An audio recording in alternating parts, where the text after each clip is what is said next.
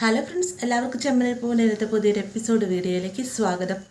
എപ്പിസോഡിൻ്റെ തുടക്കത്തിൽ തന്നെ കാണിക്കുന്നത് നമ്മുടെ സച്ചി വന്നിട്ട് രവിയോടായിട്ട് എത്രയും വേഗം റെഡിയായിട്ട് വരണമെന്നും സുധിയുടെ ഷോറൂമിലേക്ക് പോയിട്ട് അച്ഛൻ ഈ ഒരു ഷോറൂമിൻ്റെ ഓണർ സ്ഥാനം ഏറ്റെടുക്കണമെന്നൊക്കെ പറയുമ്പോഴത്തേക്ക് രവി ആദ്യം മടിച്ചു നിൽക്കുന്നുണ്ടല്ലേ. ചന്ദ്രയാണെങ്കിലും മനഃപൂർവ്വ സുധിയെ നാണം കെടുത്തുന്നതിന് വേണ്ടിയിട്ട് സച്ചി കണ്ടെത്തിയ ഒരു ഉപായമാണ് എന്ന രീതിക്കൊക്കെ സംസാരിക്കുന്ന സമയത്ത് സച്ചി പറയുന്നുണ്ട്, ഇപ്പം അവൻ 30 ലക്ഷം രൂപ മുടിച്ചു കളഞ്ഞു. നേരത്തെ അവൻ 50 ലക്ഷം രൂപ അവൻ്റെ കാമുകിക്ക് വേണ്ടി കൊണ്ടു കൊടുത്താണ്.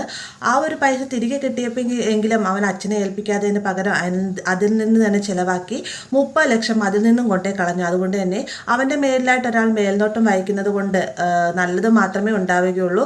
ഇല്ലെന്നാണെങ്കിൽ അവൻ്റെ ഈ ഒരു ബിസിനസ് നഷ്ടത്തിലാകുമെന്നൊക്കെ സച്ചി പറയുമ്പോഴത്തേക്കും അവനതൊക്കെ നോക്കി നടത്താൻ അറിയാമെന്നൊക്കെ ചന്ദ്ര പറയുന്ന സമയത്ത് രവി പറയുന്നുണ്ട്.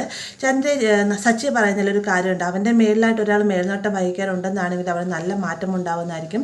ഞാൻ വേഗം റെഡിയായിട്ട് വരാം, ചന്ദ്രൻ നീയും റെഡിയാവും എന്ന് പറയുമ്പോൾ ചന്ദ്രൻ മടിച്ചു നിൽക്കുന്നുണ്ട്. പെട്ടെന്ന് തന്നെ സച്ചി രേവതിയോടായിട്ട് പറയുന്നുണ്ട്, രേവതി അച്ഛൻ മുതലാളിയാണെങ്കിൽ അമ്മ ആരായിരിക്കുമെന്ന് ചോദിക്കുന്ന സമയത്ത് അമ്മ മുതലാളിയുടെ ഭാര്യ എന്ന് പറയുമ്പോഴത്തേക്കും മുതലാളിയുടെ ഭാര്യയില്ല, അമ്മയും ഓണറാണെന്ന് സച്ചി മറുപടി പറയാൻ കേട്ടോ.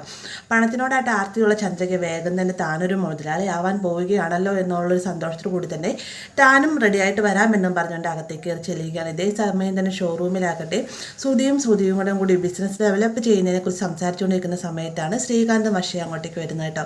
ഇരുവരെയും കാണുന്ന സമയത്ത് കാര്യമൊക്കെ തിരക്കുമ്പോഴാണ് രേവതി ചേച്ചി ഇങ്ങോട്ടേക്ക് വരാൻ പറഞ്ഞിട്ടുണ്ടായിരുന്നു എന്ന് വർഷ പറയുന്നുണ്ട്. പെട്ടെന്ന് തന്നെ സുധിയും ഒരേപോലെ തന്നെ ചിന്തിക്കുന്നുണ്ട്, എന്ത് കാരണം കൊണ്ടായിരിക്കും ഇവരോട് ഇങ്ങോട്ടേക്ക് വരാൻ പറഞ്ഞത് എന്നൊക്കെ മനസ്സിലിങ്ങനെ ചിന്തിച്ചുകൊണ്ട് നിൽക്കുന്ന സമയത്താണ് സച്ചി രവിയും ചന്ദ്രയും എല്ലാം അങ്ങോട്ടേക്ക് വരുന്നത്. ഇവരെ കാണുമ്പോൾ തന്നെ കാര്യം തിരക്കുമ്പോഴാണ് സച്ചി പറയുന്നതിന് ഇത്ര വേഗം മറന്നുപോയി, ഇന്നലെ പറഞ്ഞതല്ലാതെ അച്ഛൻ്റെ പണം കൊണ്ട് തുടങ്ങിയ ഷോറൂം ആയതുകൊണ്ട് തന്നെ ഈ ഒരു ഷോറൂമിൻ്റെ ഓണർ അച്ഛനായിരിക്കും എന്നും മുതൽ നീ ഇവിടുത്തെ തൊഴിലാളി മാത്രമായിരിക്കും എന്നൊക്കെ പറയുമ്പോഴത്തേക്കും സുധി അത് അംഗീകരിക്കാൻ തയ്യാറാകുന്നില്ല കേട്ടോ. സുധി ആണെങ്കിൽ ആ കടി കിട്ടിയ അവസ്ഥയിൽ നിൽക്കുകയാണ്. പെട്ടെന്ന് തന്നെ സച്ചി പറയുന്നുണ്ട്, അവിടുന്ന് മാറിക്കുക, എന്തായാലും അച്ഛനുള്ള കസേരയാണ് ഇതെന്നൊക്കെ പറയുമ്പോഴത്തേക്കും രവി പറയുന്നുണ്ട്, ആ കസേരയിലൊന്നും എനിക്ക് ഇരിക്കേണ്ട കാര്യമൊന്നുമില്ല സച്ചി, ഞാനിവിടെ തന്നെ നിന്നോളാമെന്ന് പറയുമ്പോൾ എന്തുകൊണ്ട് വേണ്ട അച്ഛൻ ഇവിടെ ഇരിക്കുക എന്ന് പറഞ്ഞുകൊണ്ട് സുധീനെ നിർബന്ധിച്ച് തന്നെ അവിടെ എഴുന്നേൽപ്പിച്ചതിന് ശേഷം രവീനെ അവിടെ പിടിച്ചിരുത്തുകയാണ് കേട്ടോ. ഇതെല്ലാം കണ്ടിഷ്ടപ്പെടാതെ തന്നെ ശ്രുതിയും മാറി നിൽക്കുമ്പോഴത്തേക്കും സച്ചിയും രേവതിയും വർഷയും എല്ലാവരും തന്നെ ഇത് കൈയടിച്ച് പ്രോത്സാഹിപ്പിക്കുന്നുണ്ട്. പെട്ടെന്ന് തന്നെ സച്ചി ശ്രുതിയോടായിട്ട് ചോദിക്കും, നീ എന്തിനാ കൈയടിക്കാതെ, നിനക്കെന്താ സന്തോഷമില്ലേ എന്ന് ചോദിക്കുമ്പോഴത്തേക്കും സന്തോഷമുണ്ട് എന്ന് പറഞ്ഞുകൊണ്ട് മനസ്സോടുകൂടി തന്നെ ശ്രുതിയും കൈയടിക്കുകയാണ് കേട്ടോ. അതിനുശേഷം ഇഷ്ടപ്പെടാത്ത രീതിക്കാണ് ശ്രുതി അവിടെ നിന്ന് പോകുമ്പോഴത്തേക്കും രവിക്ക് ഭയങ്കര സങ്കടം. രവി പറഞ്ഞിട്ട് അവന് വിഷമമായി എന്ന് തോന്നുന്നു എന്ന് പറയുമ്പോഴത്തേക്കും ഒരു വിഷമമില്ല, അച്ഛൻ അവിടെ തന്നെ ഇരിക്കാൻ നോക്കുമെന്ന് സച്ചി മറുപടിയായിട്ട് പറയുന്നുണ്ട്. സുധി വളരെയധികം സങ്കടത്തോടെ പുറത്തേക്ക് ഇറങ്ങി ചെല്ലുന്ന സമയത്താണ് അങ്ങോട്ടേക്ക് അഭിലാഷ് സാർ വരുന്നുണ്ട്. അഭിലാഷ് സാറിനെ കാണുമ്പോൾ തന്നെ സുധിയുടെ കിളി പോകുന്നുണ്ട്. കാരണം തൻ്റെ 7 ഡിഗ്രി കൊണ്ട് താൻ കെട്ടിപ്പടുത്തിയ ഒരു വലിയൊരു ബിസിനസ് സ്ഥാപനമാണ് ഇതെന്നൊക്കെ പറഞ്ഞുകൊണ്ടാണ് അഭിലാഷ് സാറിൻ്റെ അടുത്ത് പൊക്കി വെച്ചിരിക്കുന്നത്. എന്നാൽ ഈ ഒരു നിമിഷം ഇവിടെ വന്നു കഴിഞ്ഞാൽ തീർച്ചയായിട്ടും അഭിലാഷ് സാർ സത്യങ്ങളെല്ലാം അറിയും. മാത്രമല്ല ഇവൻ്റെ ഓണർ ഇപ്പം നിലവിൽ അച്ഛനാണെന്നൊക്കെ അറിഞ്ഞാൽ തനിക്ക് വലിയൊരു നാണക്കേടായിരിക്കുമെന്ന് കരുതിക്കൊണ്ട് തന്നെ സുധി വേഗം തന്നെ രവിയുടെ അടുത്തേക്ക് ചെന്നതിന് ശേഷം അച്ഛൻ ഒന്ന് എഴുന്നേക്ക് ഇങ്ങോട്ട് മാറും എന്നൊക്കെ പറയുമ്പോഴേക്കും നീ എന്തിനാണ് അച്ഛനെ വിളിച്ച് എഴുന്നേൽപ്പിക്കുന്നത് സച്ചി ചോദിക്കുന്നുണ്ട്. എടാ അഭിലാഷ് സാറ് വന്നിട്ടുണ്ട്, അഭിലാഷ് സാർ സത്യങ്ങളൊക്കെ അറിഞ്ഞ് കഴിഞ്ഞാൽ ആകെ നാണക്കേടാകുമെന്നൊക്കെ പറയുകയാണ് കേട്ടോ.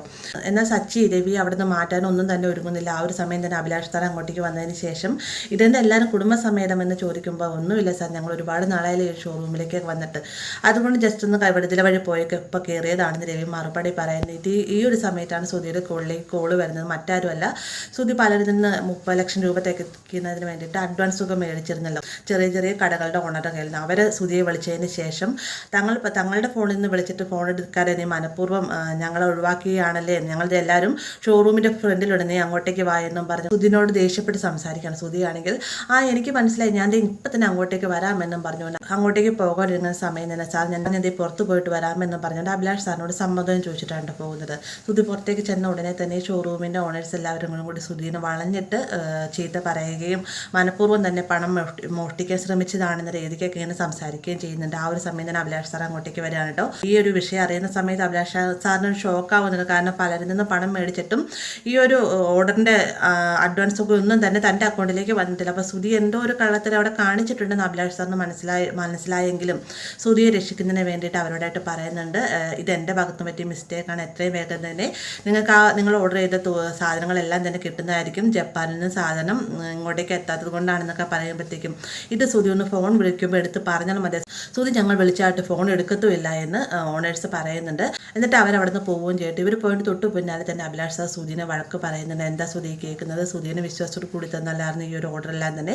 സുധി എന്നിട്ട് ഇങ്ങനെയാണോ ചെയ്യേണ്ടതെന്നൊക്കെ പറയുന്ന സമയത്താണ് സച്ചിയും രവി എല്ലാവരും തന്നെ അങ്ങോട്ടേക്ക് വരുന്നത്. വന്ന ഉടനെ തന്നെ സച്ചി ഉണ്ടായ സത്യങ്ങൾ, അതായത് പലരിൽ നിന്ന് അഡ്വാൻസ് ഒക്കെ മേടിച്ചു 2 കോടി രൂപയുടെ വീട് മേടിക്കാൻ സുധി ശ്രമിച്ച കാര്യങ്ങൾ മുതൽ 30 ലക്ഷം രൂപ തട്ടിപ്പ് വരെ നടന്ന കാര്യങ്ങളെല്ലാം തന്നെ സച്ചി പറയുന്നുണ്ട്. ഇത് കേൾക്കുമ്പോൾ തന്നെ അഭിലാഷ് സാറിന് ആകെ ഷോക്കാവുന്നുണ്ട്. അഭിലാഷ് സാർ സുധിയോടായിട്ട് പറയുന്നുണ്ട്, എന്താ സുധി ഇങ്ങനെയൊക്കെ ചെയ്ത് കൂടിയത്, സുധിക്ക് നല്ല വിവരവും വിദ്യാഭ്യാസം ഉണ്ടായിരുന്നല്ലോ, പിന്നെ അത് പ്രയോഗിക്കേണ്ട രീതിക്ക് തന്നെ പ്രയോഗിക്കേണ്ടതല്ലേ എന്നൊക്കെ ചോദിച്ചുകൊണ്ട് സുധിനോട് പറയുന്ന കൂടി ഈ ഒരു ഡീലർഷിപ്പ് താൻ ഒഴിവാക്കാൻ പോവുകയാണെന്നും കൂടെ അഭിലാഷ് സാർ പറയുമ്പോഴത്തേക്കും സുധിക്കും എല്ലാവർക്കും അത് ഭയങ്കര ഷോക്കാവുന്നുണ്ട്. പെട്ടെന്ന് തന്നെ രവി വന്നിട്ട് പറയുന്നത്, സാർ ഒരിക്കലും അങ്ങനെ ചെയ്യരുത്, എൻ്റെ മകൻ്റെ വലിയൊരു ആഗ്രഹമാണ്, അങ്ങനെ വലിയ നഷ്ടങ്ങൾ തന്നെ സംഭവിക്കുന്നതായിരിക്കും, ഒരിക്കലും ഇങ്ങനെയൊന്നും ചെയ്യരുത് സാർ എന്നൊക്കെ പറഞ്ഞുകൊണ്ട് രവി ഗമ്യമായ രീതിയിൽ തന്നെ സംസാരിക്കുമ്പോൾ അഭിലാഷ് സാർ പറയുന്നുണ്ട്, സച്ചിയും രവിയും കൃത്യസമയത്ത് ഇടപെട്ടതുകൊണ്ട് മാത്രമാണ് നിനക്ക് തിരികെ തരുന്നത്, അത് നീ ഓർത്തോളം പറഞ്ഞിട്ട് അഭിലാഷ് സാർ അവിടെ നിന്ന് പോവാണ്. പിന്നീട് കാണിക്കുന്ന വീട്ടിൽ ചെന്നതിന് ശേഷം സുധി ആകെ അസ്വസ്ഥനാണ് കേട്ടോ. അഭിലാഷ് സാറിന്റെ മുന്നിൽ താൻ നാണം കിട്ടും, അതിന് കാരണക്കാരൻ അച്ഛനും സച്ചിയുമാണ് എന്ന രീതിക്കാണ് സുധി പെരുമാറുന്നത്. ആ ഒരു സമയത്താണ് സച്ചി അങ്ങോട്ടേക്ക് വരുന്നത്. സച്ചിയെ കാണുമ്പോൾ സുധിയും ശ്രുതിയും അതുപോലെ തന്നെ ചന്ദ്രയും ഒരേ രീതിയിൽ തന്നെ സച്ചിയെ കുറ്റപ്പെടുത്താൻ കേൾക്കുമ്പോഴത്തേക്കും രേവതിക്ക് സഹിക്കുന്നില്ല. രേവതി പറയുന്നുണ്ട്, ഇപ്പം ഈ ഒരു ഡീലർഷിപ്പ് കിട്ടിയത് തന്നെ അച്ഛനും സച്ചിയേനും ഇടപെട്ടതുകൊണ്ട് മാത്രമാണ്, നിങ്ങൾ എന്ത് കാരണം കൊണ്ടാണ് സച്ചിയേനെ ഇങ്ങനെ കുറ്റപ്പെടുത്തുന്നത്, സച്ചിയേനെ എന്തെങ്കിലും ചെയ്തിട്ടുണ്ടെങ്കിൽ അതിൻ്റെ പിന്നിലൊരു നന്മയുണ്ടാവുമെന്നൊക്കെ പറയുന്നുണ്ടെങ്കിലും ഇവർ വീണ്ടും സച്ചിയെ കുറ്റപ്പെടുത്തുകയാണ് കേട്ടോ. പെട്ടെന്ന് തന്നെ വർഷയും രേവതിയെ പിന്തുണച്ചെന്നെ സംസാരിക്കുന്നുണ്ട്. അപ്പോൾ ഈ ഒരു ഭാഗത്തോടെയാണ് ഇന്നത്തെ എപ്പിസോഡ് അവസാനിക്കുന്നത്. വീഡിയോ ഇഷ്ടമായ ലൈക്ക് ചെയ്യാനും കൂടെ ചാനൽ സബ്സ്ക്രൈബ് ചെയ്യാനും മറക്കരുത്.